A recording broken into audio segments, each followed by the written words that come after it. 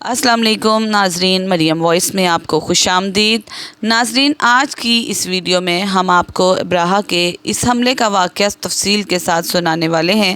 یاد رہے کہ یہ واقعہ فیل بھی کہلاتا ہے۔ اس واقعے کو واقعہ فیل کا نام کیوں دیا گیا، اور جب بادشاہ ابراہہ نے مکہ پہ حملہ کرنے کا سوچا تو رب تعالیٰ نے اس کے ساتھ کیا سلوک کیا، یہ سب جاننے کے لیے آپ سے گزارش ہے کہ ہماری ویڈیو کو آخر تک ضرور دیکھیے گا۔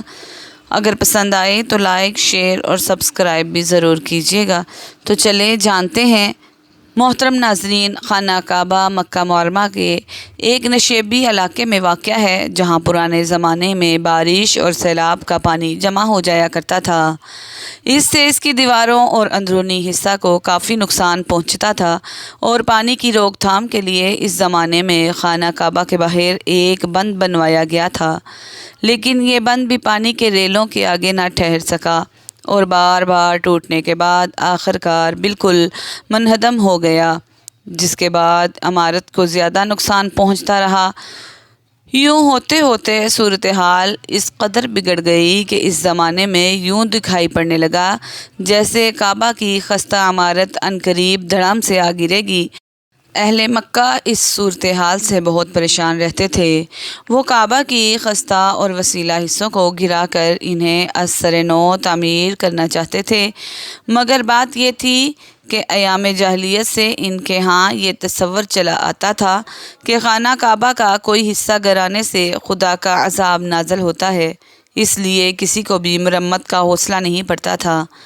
ادھر مسلسل سیلابوں اور شہر سے آنے والے پانی میں خانہ کعبہ کی فصیل کو اس قدر کمزور کر دیا تھا کہ فوری مرمت لازمی ہو گئی تھی، اور حضور نبی کریم صلی اللہ علیہ وآلہ وسلم تب بے حد خلیق اور ملنسار تھے۔ آپ صلی اللہ علیہ وآلہ وسلم اجتماعی اور فلاحی معاملوں میں اہل مکہ کے ساتھ مل جل کر کام کرتے تھے، اور آپ صلی اللہ تعالیٰ علیہ وسلم کو بھی خانہ کعبہ کی خستہ حالی کی فکر رہتی تھی، بلکہ اس عوامی تشویش کا احساس آپ صلی اللہ علیہ وآلہ وسلم کو سب سے زیادہ لاحق تھا۔ خانہ کعبہ کی تعمیر نو کو اولویت ملنے میں کئی باتوں کا دخل ہے۔ چنانچہ کعبہ کے بیچ ایک کنواں ہوتا تھا، زیارت کے لیے آنے والے اس کنویں میں اپنے نذرانہ پھینک دیا کرتے تھے۔ ایک دفعہ کسی نے اس کنویں سے کئی قیمتی اشیاء چرا لیں۔ چور کو چوری میں اس لیے بھی آسانی ہوتی تھی کہ کعبہ کی دیواریں نیچی بھی تھیں اور کچی بھی تھیں، ان پر کوئی چھت بھی نہ تھی۔ بہت کوشش کے باوجود چور کو پکڑ لیا گیا۔ جرم کی پیدائش میں اس کے دونوں ہاتھ کاٹ دیے گئے، مگر نذرانوں والے کنووں سے مال و دولت کو مزید چوری سے بچانے کے لیے خستہ دیواروں کو گرا کر پختہ دیواریں بنانا اور ان پر چھت تعمیر کرنا ضروری تھا۔ اس کے علاوہ ایک دلچسپ واقعہ بھی اس کام پر فوری توجہ کا سبب بن گیا۔ چنانچہ کعبہ کے اس کنویں میں، جس میں لوگ اپنے نذرانہ پھینک دیا کرتے تھے، اس کنویں میں ایک پھندار ناگ بھی رہتا تھا۔ وہ دن کے وقت کنویں سے نکل کر کعبہ کی منڈیر پر بیٹھ جایا کرتا تھا اور مزے سے دھوپ سینکا کرتا تھا۔ اگر کوئی شخص اس کے نزدیک جانے کی کوشش کرتا تو وہ پھن پھیلا پھیلا کر خوفناک فنکار کرتا اور ڈسنے کو لپکتا، جس سے سب لوگ بھاگ کھڑے ہوتے۔ مرمت اور تعمیر نو کا کام شروع ہونے میں اس سانپ کا خوف بھی بڑھ چکا تھا، مگر پھر یوں ہوا کہ انہی دنوں ایک بڑا سا عقاب اڑتے اڑتے ادھر آ نکلا۔ وہ بجلی کی طرح سانپ پر لپکا اور اسے دبوچ کر لے اڑا، اور حضرت ابن عباس رضی اللہ تعالیٰ عنہ فرماتے ہیں کہ وہ سانپ جو خانہ کعبہ کے اندر تھا، جس وقت قریش نے خانہ کعبہ کی تعمیر کا ارادہ کیا تھا تو عقاب پرندے نے اس سانپ کو خانہ کعبہ سے آ کر اٹھا لیا اور اس کو لے جا کر ہجوم کے اندر ڈال دیا تھا، اور وہاں کی سرزمین نے اس سانپ کو نگل لیا تھا۔ چنانچہ یہی جانور قیامت کے قریب صفا کے پاس سے نکلے گا اور لوگوں سے ہم کلام ہوگا، جسے دابۃ الارض کے نام سے پہچانا جاتا ہے۔ یہ جانور زمین سے اس طرح نکلے گا جیسے بچہ ماں کے پیٹ سے پیدا ہوتا ہو۔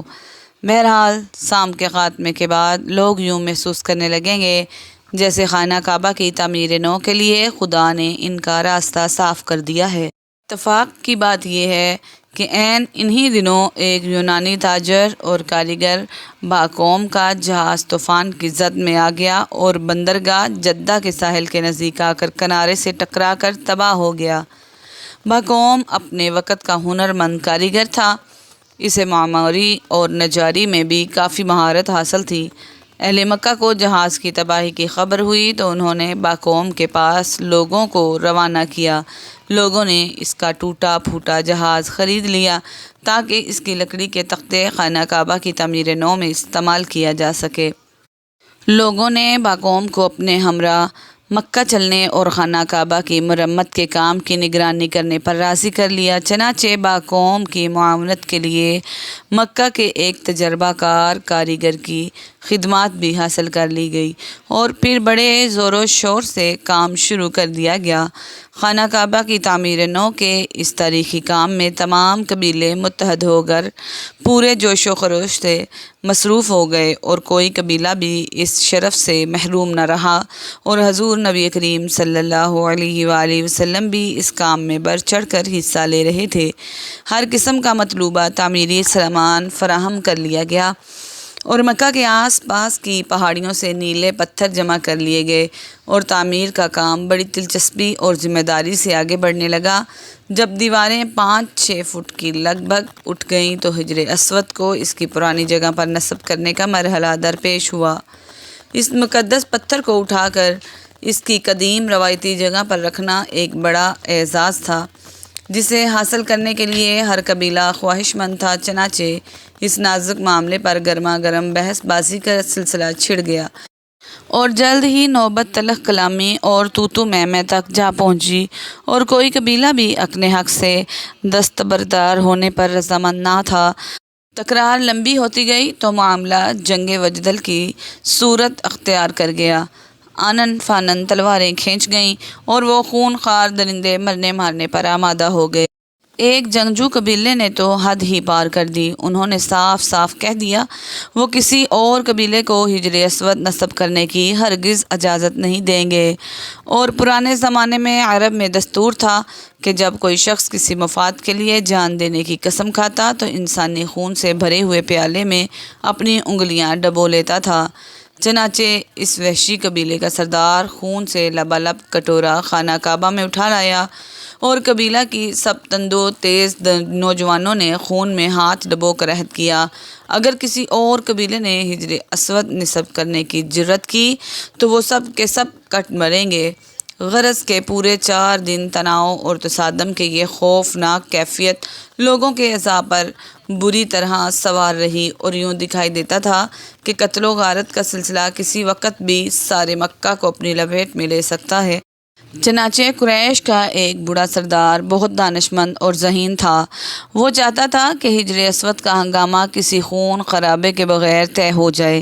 چنانچہ اس نے مشورہ دیا کہ کل صبح جو شخص کوہ صفا والی جانب سے سب سے پہلے خانہ کعبہ میں داخل ہو اسے امیر مان لیا جائے، اور حجر اسود کو نصب کرنے کے بارے میں پھر جو بھی فیصلہ وہ دے اسے تمام قبیلے حتمی طور پر تسلیم کر لیں گے۔ بوڑھے سردار کی تجویز پر سب کا اتفاق ہو گیا۔ چنانچہ دوسری صبح سب لوگ خانہ کعبہ کے باہر بیٹھ کر بے تابی سے انتظار کرنے لگے کہ کوہ صفا کی طرف سے سب سے پہلے کون شخص اندر داخل ہوتا ہے۔ خدا کی قدرت دیکھیے، اس صبح جو شخص اس جانب سے سب سے پہلے خانہ کعبہ میں داخل ہوا وہ حضور اکرم صلی اللہ علیہ وآلہ وسلم ہی تھے۔ حضور اکرم صلی اللہ علیہ وآلہ وسلم کا احترام تو سبھی کرتے تھے، بلکہ یہاں تک کہ اصل نام پکارنے کی بجائے آپ صلی اللہ علیہ وآلہ وسلم کو وہ لوگ احتراماً صادق و امین کے معزز ترین ناموں سے پکارتے تھے۔ چنانچہ یوں ہی آپ صلی اللہ علیہ وآلہ وسلم خانہ کعبہ میں داخل ہوئے، ہر طرف خوشی کے نعرے بلند ہونا شروع ہوئے اور لوگ بے ساختہ پکار اٹھے، یہ تو وہی امین ہیں جنہیں ہم خوب جانتے ہیں، ہم انہیں بخوشی اپنا امیر تسلیم کرتے ہیں۔ اور حضور نبی کریم صلی اللہ علیہ وآلہ وسلم موقع کی نزاکت سے بخوبی آگاہ تھے۔ آپ صلی اللہ علیہ وآلہ وسلم نے ارشاد فرمایا ایک چادر لاؤ۔ چنانچہ فوری چادر لائی گئی۔ آپ صلی اللہ علیہ وآلہ وسلم نے اسے زمین پر بچھا دیا اور اپنے مبارک ہاتھوں سے حجر اسود اٹھا کر چادر کے بیچ میں رکھ دی۔ پھر تمام قبیلوں کے منتخب نمائندوں سے فرمایا، اب تم سب اس چادر کے کنارے تھام لو اور اسے اٹھا کر اس مقام تک لے جاؤ جہاں حجر اسود نصب ہونا ہے۔ چنانچہ سب لوگ چادر کے کنارے تھامے خوشی خوشی اس مقام پر پہنچ گئے۔ آپ صلی اللہ علیہ وآلہ وسلم نے ارشاد فرمایا، اب اسے زمین پر رکھ دو، اور آپ صلی اللہ علیہ وآلہ وسلم آگے بڑھے، حجر اسود اٹھایا اور اسے مقررہ مقام پر رکھ دیا۔ آپ صلی اللہ علیہ وآلہ وسلم کی عملہ فہمی اور دانش مندانہ فیصلے سے سارے قبیلے بے حد مسرور اور مطمئن ہو گئے۔ حضور نبی کریم صلی اللہ علیہ وآلہ وسلم کی اس دانش مندی سے وہ قبیلے ایک خونخوار خانہ جنگی سے بچ گئے، ورنہ وہ اکڑ لوگ تو مرنے مارنے کے لیے تیار ہو کر تباہی کے دہانے پر پہنچ چکے تھے۔ وہ جاہل لوگ جو ذرا سی باتوں پر تلواریں تان کر تصادم کے شعلے میں کود پڑنے کے عادی تھے، بلا عزت اور ناموس کے اتنے بڑے معاملے پر صبر و تحمل اور فہم و فراست سے کام کیسے لے سکتے تھے؟ چنانچہ حجر اسود کے اس مشہور واقعے کو بہت تاریخی اہمیت حاصل ہے۔ دورہ نبوت میں آپ صلی اللہ تعالیٰ علیہ وآلہ وسلم کی یہ حدیث بھی اس واقعے کی طرف ایک لطیف اشارہ ہے کہ آپ صلی اللہ علیہ وآلہ وسلم نے ارشاد فرمایا کہ میں نبوت کی عمارت کا آخری پتھر ہوں، اور حضور نبی کریم صلی اللہ علیہ وآلہ وسلم ہی وہ شخصیت تھی کہ جنہوں نے اہل مکہ کو ان تمام فسادات اور ظلم و ستم سے نجات دلوائی، اور آپ صلی اللہ علیہ وآلہ وسلم نے اہل عرب کو پوری دنیا کے لیے مثالی قوم بنا دیا۔ نبی کریم صلی اللہ علیہ وآلہ وسلم کی ولادت باسعادت عام الفیل میں ہوئی تھی۔ عام الفیل کا مطلب ہے ہاتھی والا سال۔ یاد رہے، عام الفیل یا ہاتھی والے سال کا ذکر قرآن میں سورہ فیل میں بھی ملتا ہے۔ اس سال حبشہ کے مقرر کردہ یمن کے گورنر برہا نے مکہ پر حملہ کیا تھا۔ اس نے اصل میں سنا جو یمن کا شہر ہے، اس میں ایک کلیسا یعنی چرچ القلیس کے نام سے تعمیر کیا گیا تھا، اور چونکہ وہ مسیحی تھا اس لیے وہ چاہتا تھا کہ عرب مکہ جانے کی بجائے اس کلیسا کو مرکز بنائیں۔ جب یہ ممکن نہ ہوا تو اس نے کعبہ کو تباہ کرنے کی ٹھانی۔ ناظرین، آج کی اس ویڈیو میں ہم آپ کو ابراہہ کے اس حملے کی مکمل واقعہ تفصیل کے ساتھ سنانے والے ہیں۔ یاد رہے کہ یہ واقعہ فیل بھی کہلاتا ہے۔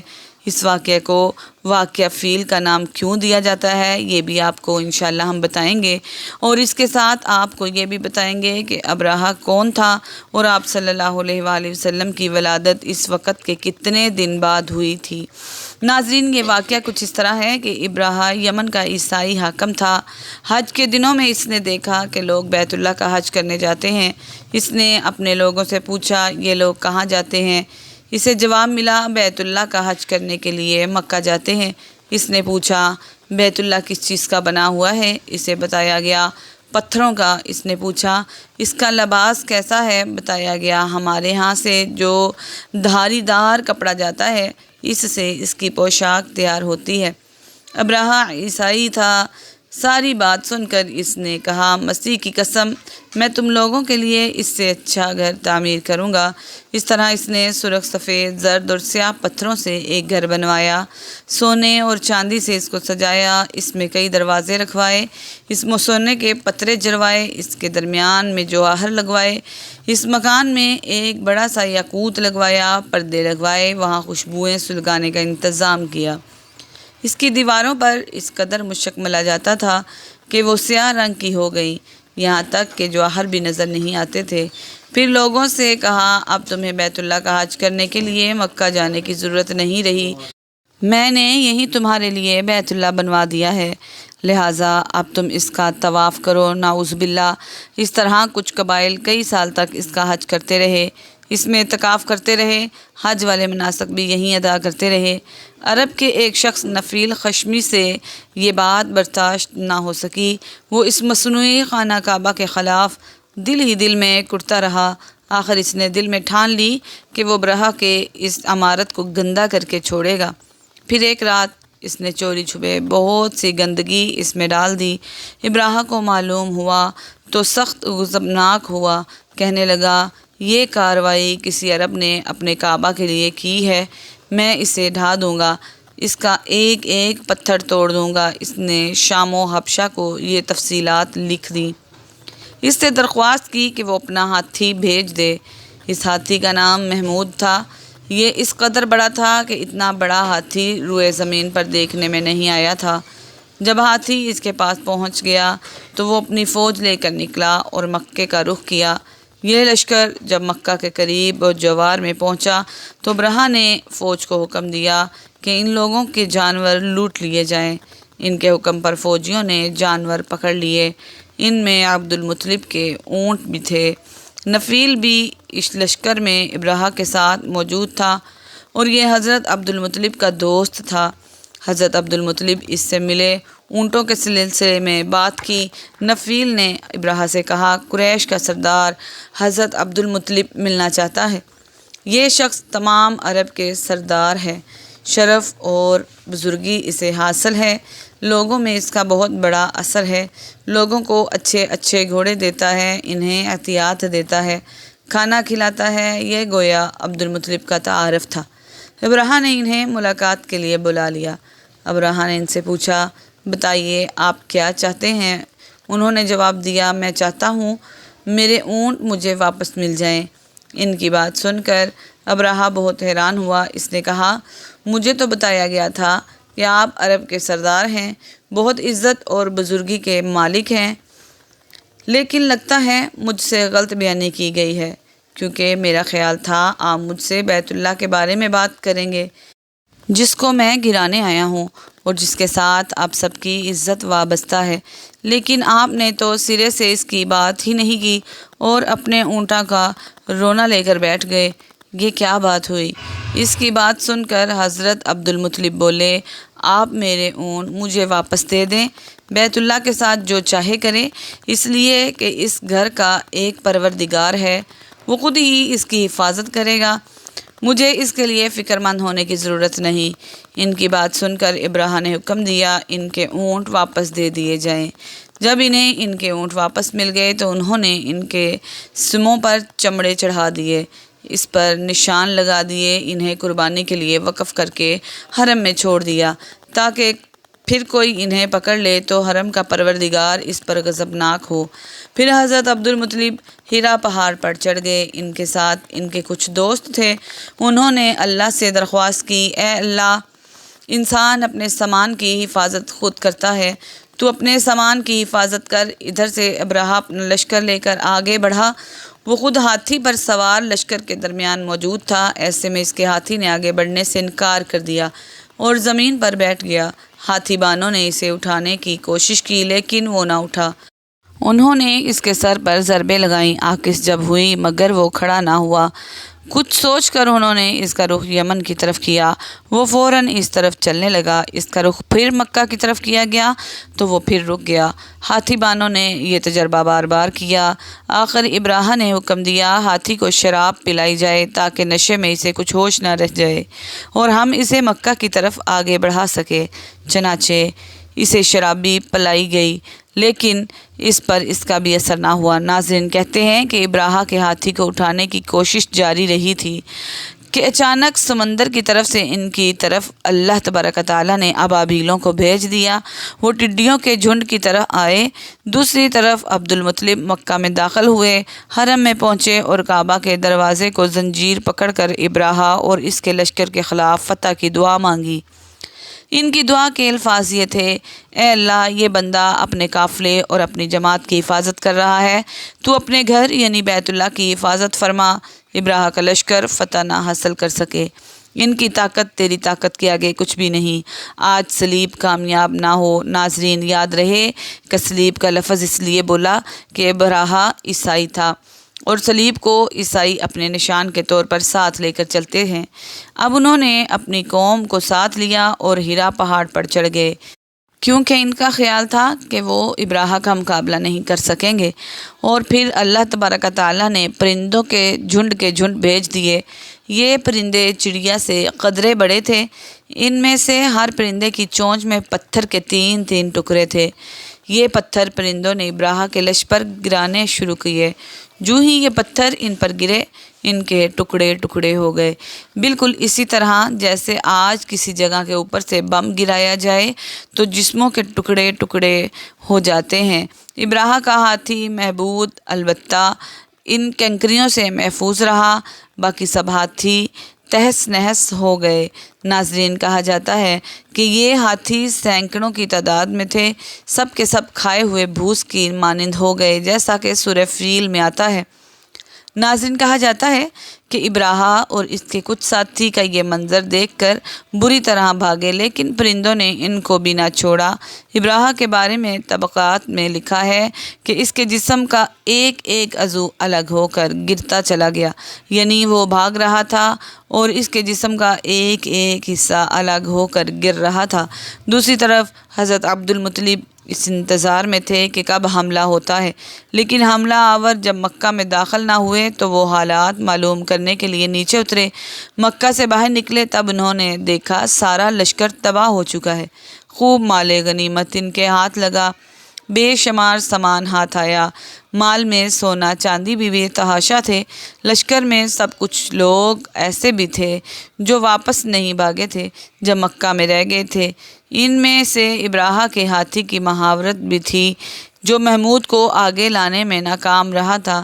ناظرین، یوں بیت اللہ یعنی خانہ کعبہ کے مالک نے اپنے گھر کی حفاظت فرمائی اور اللہ تبارک تعالیٰ نے دنیا والوں کو اپنی قدرت کا مظہر دکھایا کہ وہ ایسی قدرت والی ذات ہے کہ ہاتھی جیسی دیو ہیکل مخلوق کو ابابیل جیسی چھوٹی اور حقیر مخلوق کے ذریعے نیست و نابود کر سکتی ہے۔ ناظرین، یہ دراصل انسانیت کے غور و تفکر کے لیے اللہ تبارک تعالیٰ کی قدرت کی نشانیوں میں سے ایک نشانی ہے، لیکن افسوس کہ آج کا مسلمان اور انسان اللہ کی ان نشانیوں کے بارے میں سوچتا ہی نہیں۔ البتہ ناظرین، آپ نے واقعہ فیل اور ابراہہ کے انجام کی مکمل تفصیل جانی، چلیے اب آپ کو یہ بتاتے ہیں کہ ابراہہ کون تھا اور کس قدر بے شرم اور مکار شخص تھا۔ تاریخ کے مطابق نجاشی شاہ حبشہ نے امریکہ کے سوڈان کا حاکم اور اریات کے کریمین کا حاکم مقرر کیا تھا۔ کچھ عرصے بعد ابراہہ نے یمن پر حملہ کر دیا۔ اریات کو بھی اس حملے کی خبر پہلے سے ہی تھی، اس لیے وہ بھی اپنی فوج لے کر مقابلے کے لیے نکلا۔ دونوں افواج سوڈان اور یمن کی سرحد پر ایک دوسرے کے مد مقابل ہوئی۔ ابراہہ کا قد بھی چھوٹا تھا اور وہ انتہائی بدصورت بھی تھا۔ اس کے مقابلے میں اریات لمبے قد کا خوبصورت اور مضبوط شخص تھا۔ ناظرین، کہتے ہیں کہ اربات کو اس وقت حیرت کا شدید جھٹکا لگا جب ابراہہ نے اسے مقابلے کی دعوت دی۔ دراصل یہ ابراہہ کی ایک ایسی چال تھی جسے اس کا مد مقابل سمجھ نہیں سکا اور مقابلے میں کود پڑا۔ اریات نے اپنی تلوار پوری قوت سے ابراہہ پر ماری، مگر وہ بڑی صورت سے اپنے محافظ کے پیچھے ہو گیا۔ اس وار سے وہ محافظ بری طرح زخمی ہو گیا۔ پھر اریات کے سنبھلنے سے پہلے ہی ابراہہ کا ایک دوسرے محافظ نے اچانک حملہ کر کے اریات کو موت کے گھاٹ اتار دیا۔ اسی وجہ سے ابراہہ کا نام ابراہہ اشرم یعنی بے شرم پڑ گیا تھا۔ کہتے ہیں اریات کی موت کے بعد اس کی فوج نے ابراہہ کو اپنا سردار تسلیم کر لیا تھا اور اس طرح سے ابراہہ کا یمن پر بھی تسلط قائم ہو گیا۔ اس کی خبر جب شاہ حبشہ کو ملی تو اس کو غضب اور سخت غصہ آیا اور اس نے جواب طلبی کے لیے ابراہہ کو خط لکھا۔ ابراہہ نے مکاری سے کام لیتے ہوئے اپنی حکومت اور جان بچانے کے لیے جوابی خط میں لکھا، میں آپ کا خادم ہوں، مجھے جاسوس نے اطلاع دی تھی کہ اریات سوڈان پر حملہ کرنے کی تیاری کر رہا ہے، اس لیے میں اس کی پیش قدمی روکنے کے لیے نکلا تھا اور پھر حملہ کرنے میں سبقت بھی اسی ہی نے کی تھی اور یوں وہ مقابلے میں میرے ہاتھوں مارا گیا۔ میں آپ کا پرانا خادم ہوں اور ہمیشہ آپ کا خادم ہی رہوں گا۔ سوڈان اور یمن کی سرزمین ابھی تک آپ کے زیر تسلط ہی ہے۔ شاہی حبشہ ابراہہ کے اس جواب سے بہت خوش ہوا اور اس طرح اسے نہ صرف بادشاہ کی طرف سے معافی مل گئی بلکہ یمن کی سرداری بھی اسے سونپ دی گئی۔ اور ناظرین، یمن کا حاکم بننے کے بعد ہی یہ واقعہ پیش آیا جو آپ نے سماعت فرمایا اور یہی واقعہ فیل کہلایا۔ اور آپ کو یہ بھی بتاتے چلیں کہ یہ واقعہ نبی اکرم صلی اللہ علیہ وآلہ وسلم کی ولادت باسعادت سے 50 یا 25 روز پہلے محرم کے مہینے میں پیش آیا۔